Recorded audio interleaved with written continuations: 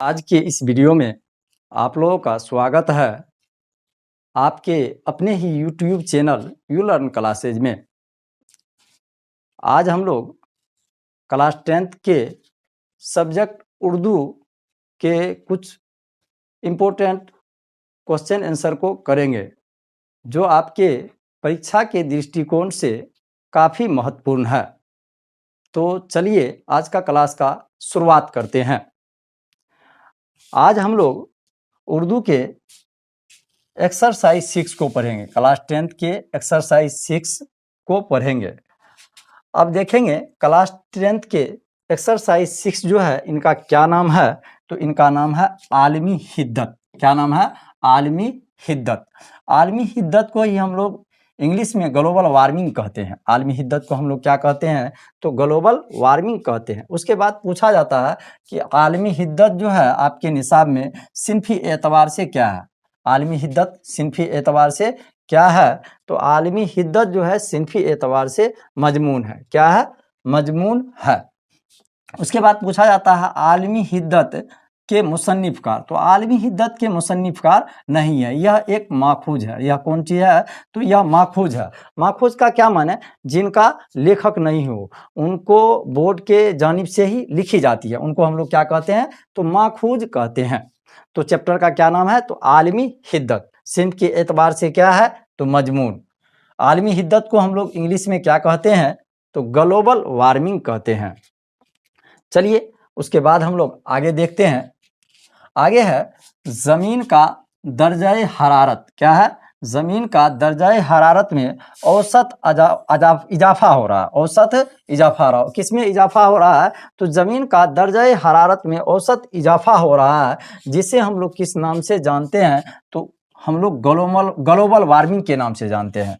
जमीन का दर्जाए हरारत में औसत इजाफा हो रहा है, उसको हम लोग किस नाम से जानते हैं, तो ग्लोबल वार्मिंग के नाम से जानते हैं। ये जमीन का दर्जाए हरारत क्या हुआ, तो जमीन का दर्जाए हरारत का अर्थ कि हम लोग जिस जमीन पे रहते हैं इसके तापमान में जो क्या कहते हैं, वृद्धि हो रहा है। इसके तापमान में क्या कहते हैं, वृद्धि जो हो रहा है, इनको क्या कहते हैं, वृद्धि होना या कम होना। किस जमीन के तापमान में वृद्धि होना, जमीन के टेम्परेचर में जो क्या कहते हैं वो घट रहा है या बढ़ रहा है। जमीन का टेम्परेचर घटना या बढ़ना को ही हम लोग क्या कहते हैं, तो ग्लोबल वार्मिंग कहते हैं। जमीन का दर्जा हरारत में औसत इजाफा जो हो रहा है उनको हम लोग क्या कहते हैं, तो ग्लोबल वार्मिंग कहते हैं। क्या कहते हैं, दर्जा हरारत, जमीन का दर्जा हरारत का क्या माने हुआ, तो जमीन का यानी पृथ्वी का टेम्परेचर जो कम या ज्यादा हो रहा है, इन्हीं को हम लोग कहते हैं जमीन का दर्जा हरारत। इन्हीं को हम लोग किस नाम से जानते हैं, ये जो घट रहा है या बढ़ रहा है, तो इनको हम लोग ग्लोबल वार्मिंग के नाम से जानते हैं। किस नाम से जानते हैं, तो ग्लोबल वार्मिंग के नाम से जानते हैं। उसके बाद आगे देखेंगे, ग्लोबल वार्मिंग एक संगीन मसला है। पूछा जाता है ऑब्जेक्टिव में कि ग्लोबल वार्मिंग कैसा मसला है। ग्लोबल वार्मिंग कैसा मसला है, तो ग्लोबल वार्मिंग एक संगीन मसला है। क्या पूछा जाता है, ग्लोबल वार्मिंग कैसा मसला है, तो ग्लोबल वार्मिंग एक संगीन मसला है। क्या होता है, तो ग्लोबल वार्मिंग एक संगीन मसला है। और पूछा जाता है जमीन का दर्जा हरारत में जो औसत इजाफा हो रहा है उसे हम लोग क्या कहते हैं, तो उसे हम लोग ग्लोबल वार्मिंग कहते हैं। उसके बाद ग्लोबल वार्मिंग किस तरह का मसला है, तो एक संगीन मसला है। किस तरह का मसला है, तो संगीन मसला है। उसके बाद हम लोग अगले सवाल की ओर बढ़ते हैं।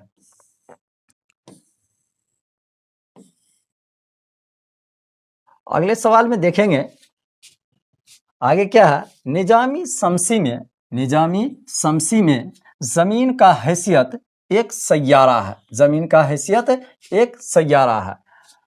पूछा जाता है कि निजामी शमसी में जमीन का हैसियत क्या है, तो जमीन का हैसियत क्या है, तो जमीन एक सैयारा है। सैयारा हम लोग किनको कहते हैं, तो सैयारा ग्रह को कहते हैं। जमीन क्या है, यानी पृथ्वी क्या है, तो पृथ्वी एक ग्रह है जिसको उर्दू जबान में हम लोग सैयारा कहते हैं। तो निजामी शमसी में जमीन का हैसियत क्या है, तो एक सैयारा है। क्या है, तो एक सैयारा है।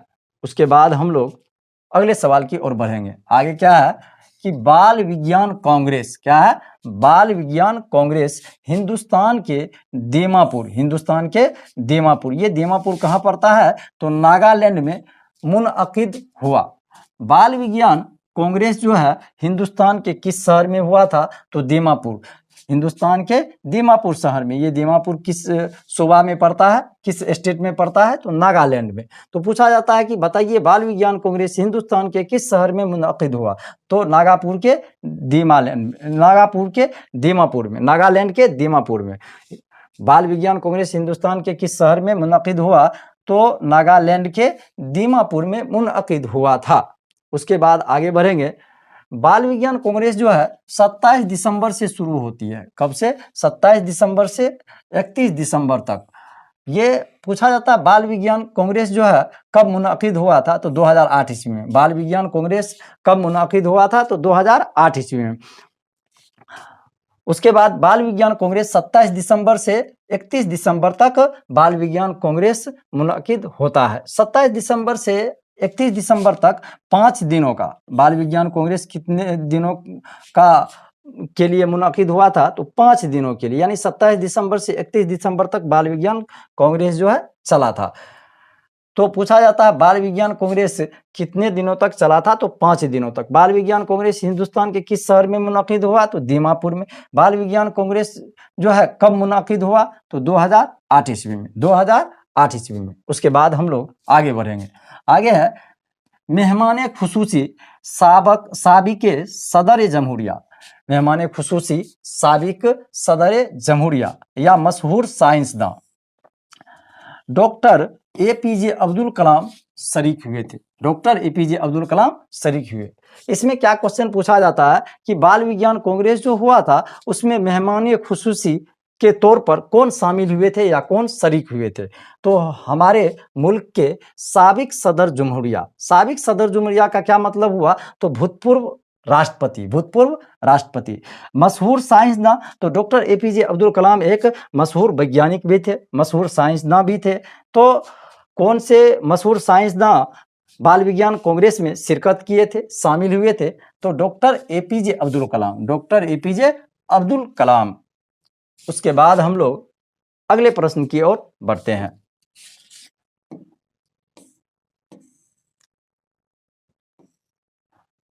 आगे है क्योटो में ग्लोबल वार्मिंग। क्या है? क्योटो में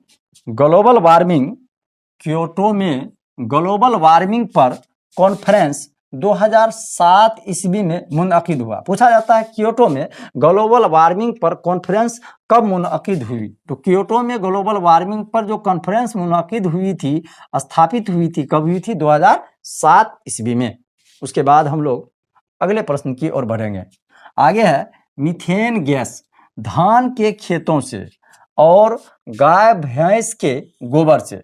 पूछा जाता है कि मीथेन गैस जो है कहाँ से निकलती है? तो मीथेन गैस धान के खेतों से। मीथेन गैस कहाँ से निकलती है?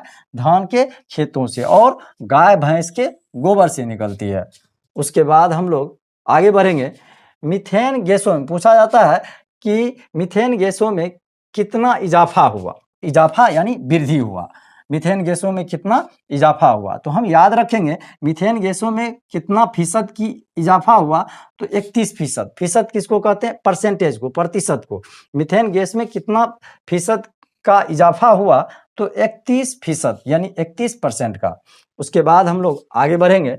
ग्लोबल वार्मिंग का अहम वजह ग्रीन हाउस गैस है। ग्लोबल वार्मिंग जो आखिर हो रहा है, इनका अहम वजह क्या है? तो ग्रीन हाउस गैस। कौन सा गैस? तो ग्रीन हाउस गैस। अब देखेंगे आखिर यह ग्रीन हाउस गैस कहाँ से, किस वजह से बढ़ रहा है? तो देखेंगे कल कारखानों, यानी ढेर सारे कारखाने जो खुल रहे हैं, ढेर सारे कल कारखानों से जो धुआं निकलती है, इन वजह से ग्रीन हाउस गैस में इजाफा हो रही, यानी वृद्धि हो रही है। मोटर गाड़ियों के इजाफे से, यानी मोटर गाड़ी से जो धुआं निकलती है, इस वजह से भी ग्रीन हाउस गैस में इजाफा हो रही है, यानी वृद्धि हो रही है। और जंगलों के बेतहाशा काटने से क्या होता है? तो ग्रीन हाउस गैस में क्या हो रहा है? बेतहाशा वृद्धि हो रही है, इजाफा हो रही है।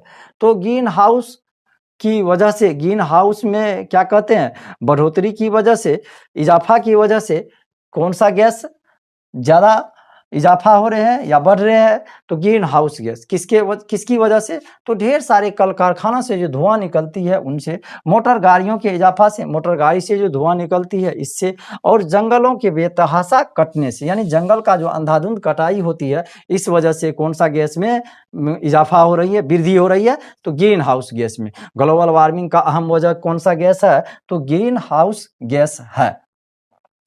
तो आज के क्लास में इतना ही, हम लोग फिर नेक्स्ट टॉपिक के साथ नेक्स्ट वीडियो में मिलते हैं।